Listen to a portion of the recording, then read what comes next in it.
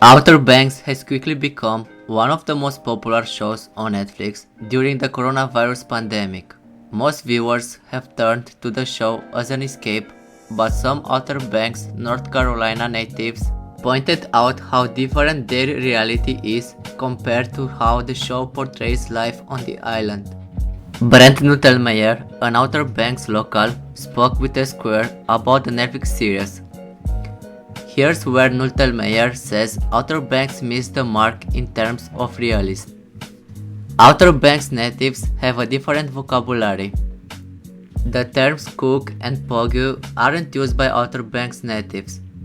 Nutelmeyer said locals don't use pog to describe people in less wealthy areas of the Outer Banks.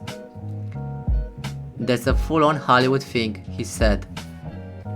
A cook is somebody who bought a surfboard and wants to portray this image of being a surfer when they are entirely not, per Nutelmeyer. That's another term the series uses that's not true to real life in the Outer Banks. Over the years, I'm sure that term has been widely used elsewhere. I mean, anybody could be a cook at this point, Nutelmeyer added. The class divide isn't really like that. The class divide between the cooks and the pogs is one of the driving storylines in Outer Banks. Cooks are the wealthy members of society who have it all, while the pogus are at the bottom of the food chain and have to work hard for everything they have. In reality, the socioeconomics in the Outer Banks are vastly different. You have to work a couple of jobs to make it here. It's not super expensive to live here, but it's not cheap either. Nutelmeyer explained. There are people building oceanfront homes and multi-million-dollar places and stuff.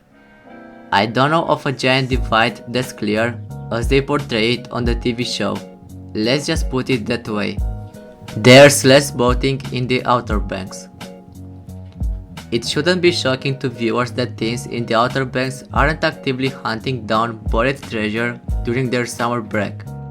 What might come as a shock to Outer Banks fans is the lack of boating that goes on around the island. That's not necessarily how it goes around here, Nutelmeyer said, referencing the boating and partying the teens in the Netflix series partake in. I'm sure there are some communities where you can hop on your boat and get from place to place, but you don't normally travel around in your boat all the time. Boats aren't cheap. The series wasn't filmed in North Carolina.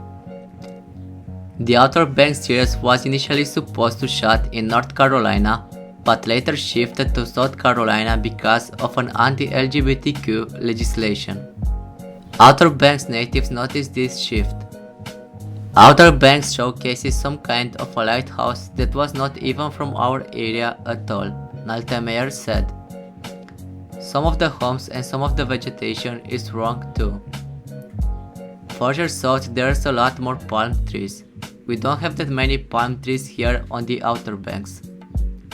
When you live here, in the very first episode you are like, oh, that's not here.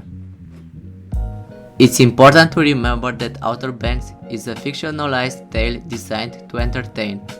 As a fictional series, showrunners took a few liberties in creating the folk society they depict.